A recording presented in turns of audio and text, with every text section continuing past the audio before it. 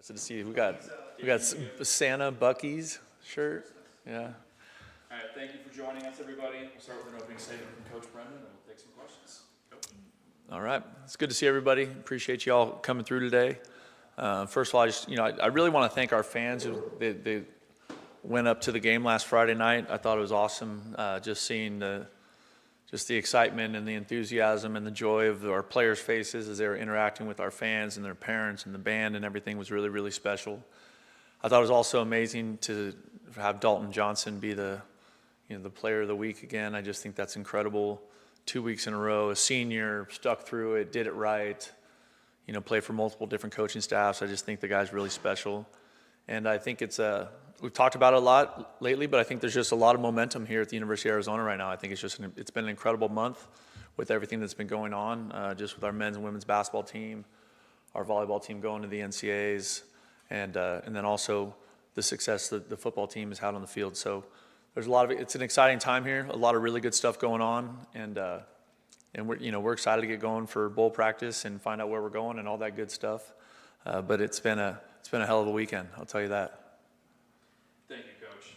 Justin and then Troy. With a lot of things happening in college football with like the coaching carousel and just kind of the messiness with some other programs, do you have an appreciation for just kind of where you guys are at right now as a program? What do you think just about kind of how things are going? Yeah, I think it's obviously this is a crazy year, a crazy situation for all that kind of stuff, but I think it's awesome. I think I've mentioned it a lot, like really good alignment with our coaches, really good alignment with our administration, and I think we're really fortunate for that. And I think we're just fortunate to have the outstanding coaches and people that we have in our building right now.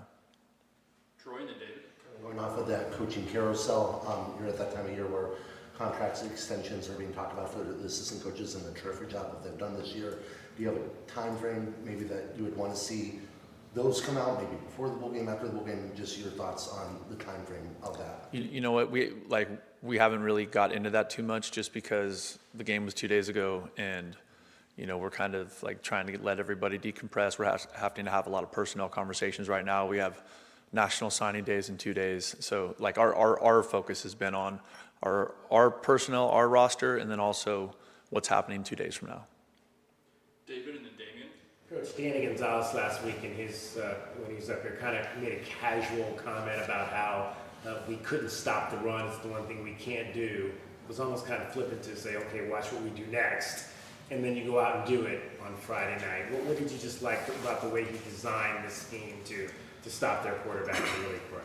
Well, I think our defense has been fantastic all year, and I think that speaks to the quality of the coaching and the quality of the players, right? Like, because the players have to be willing to put in the work, put in the extra, and execute at that kind of level against a really good football team. A team that the week before ran for almost 400 yards on somebody in the Big 12, right? So I just think Coach Gonzalez has done a fantastic job. I think that whole side of the ball has, and it's been really fun to watch them as they've progressed over the season. And I think whenever you put together a game plan for somebody, right, like you don't know it's going to go that way, right? Like you're confident in what you do, you're confident with the answers or the adjustments you can make in game, but the people that you're playing, they have some say in that too.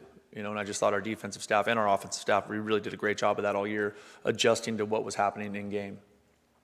Damien and then Michael. So, Brent, what can you say about the ride home? What was it like? Honestly, everybody was dead. It was obviously a really physical football game, a really emotional football game, a really emotional like end and post game, locker room, and all that stuff. And so the bus ride back, I would say, everyone was asleep. Everybody was asleep or some version of knocked out on that bus. Michael and then Brian. So you went to the basketball game. Yes. On Saturday, and you were introduced and got a standing ovation. Given what you and the program have been through over the last year, what did it mean to you? What did that feel like? Oh, I thought it was awesome. I think that's one of the things I love about this place is that, the city of Tucson and just how important the university is here. And so for them to be excited about the Territorial Cup coming back to Tucson this year after what it was last year was awesome. I thought it was an incredible moment really fun to be there and just feel that energy and that excitement from our fans. Brian and then Justin. Since you won't find out opponent and all that, where you're going until Sunday, what do you guys do between now and then? Is there any practice, or is this just like a week where everybody is focusing On school and recruiting and recovery. It's a big recovery week for us. They'll have some work with Coach Carroll and the weight staff over the next couple days, but really just trying, it's a long season. It's a long season, and I think kind of the physical brand of football that we play, our bodies are beat up, and so a little bit of rest, a lot of recovery, a lot of time in the training room, like all those things for our players, so that we can, when we do get ready to go to work on the next opponent and wherever we're going for a bowl game, we are ready to attack that phase of our preparation. Do you get a specific number of practices based on like how far out the game is? I think it depends on when we play, you know what I mean? So. Justin and then Jason. Obviously, you can't talk about specific recruits, but just looking at the 26 class and the job that your staff have done to put this together, what do you think about this group and just the work that you guys have put in on the recruiting trail? I think we have a great group of recruiters here. I think people in our personnel department, I've talked about Geiska a lot. I've talked a lot about Fletcher Kelly. I just think everyone has done an incredible job. Recruiting is an everyday thing. It's an exhausting thing. It's also really fun. And I think, just the momentum that we have as a football program is also showing up on the recruiting trail. Do you see any similarities or differences between this group and the last recruiting class that you guys saw? I don't know. That's Just like positions or just like things that you were trying to identify with recruits? well, I think we're always looking for players that love football.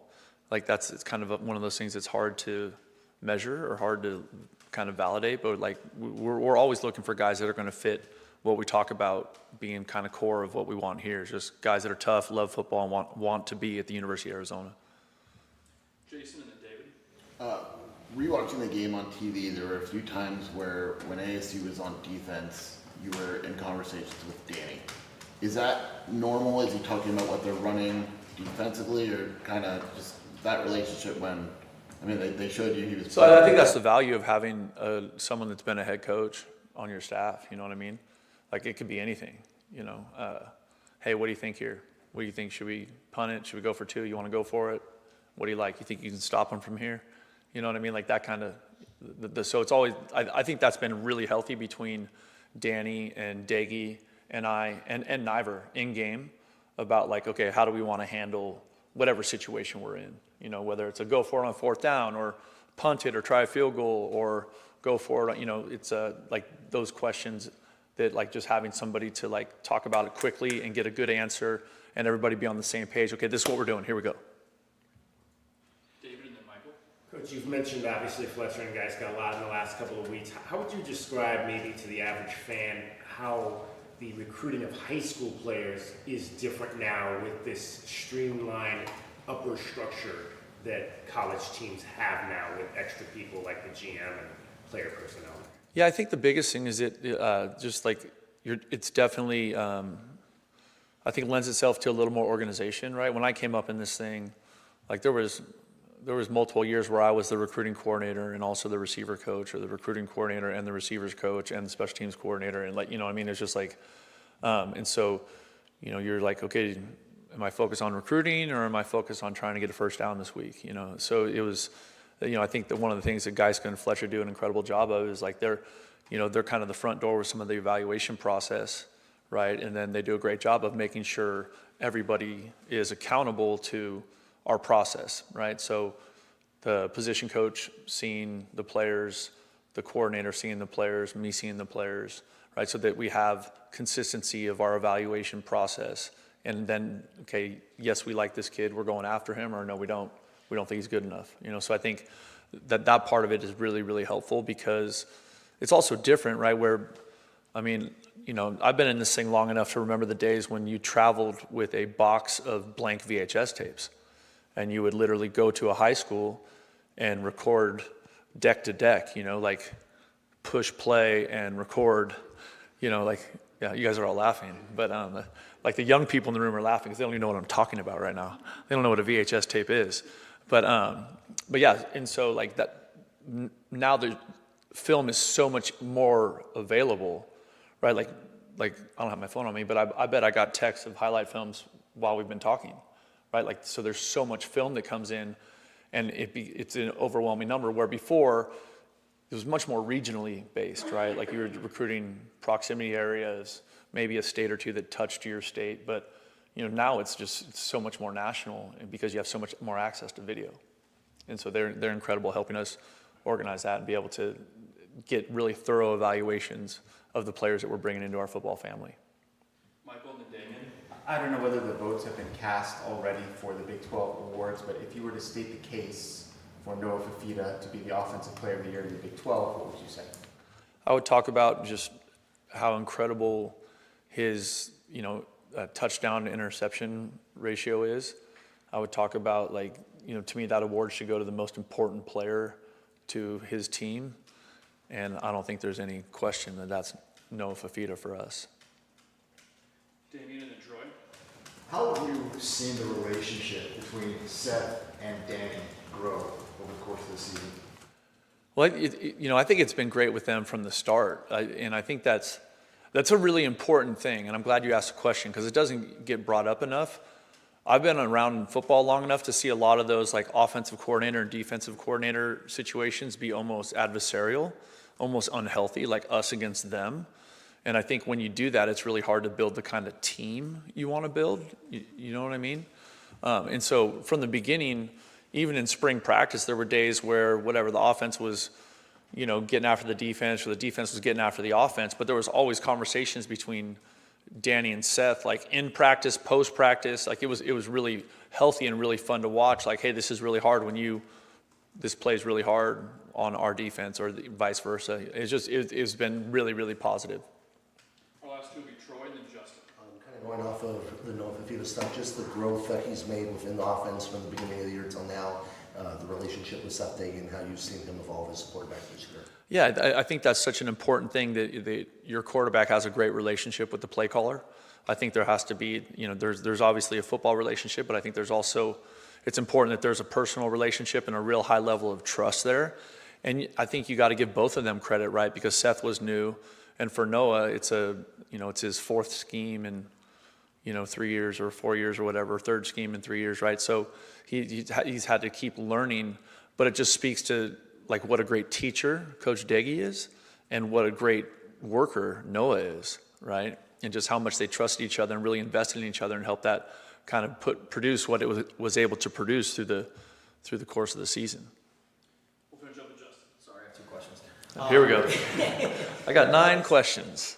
So the Territorial Cup, do you guys treat it like the Stanley Cup? You guys, does a person have it for a day? That's a good idea. Do you guys drink something out of it? How do you guys celebrate that? No, I'm not sure that would be healthy, but no, that's actually really cool. I think the cool thing, for me, is just that thing is now back here, and so that we get to be excited about that, and it is such a special rivalry, just given the proximity of the two schools, and just kind of the impact it has in the state of Arizona, just makes it so special. But I like the idea of the Stanley Cup. Everybody gets it for a day. The scary thing for me would be what if somebody lost it? You know what I mean? That would be oh my God, Coach Brennan lost the cup. But I do like the idea.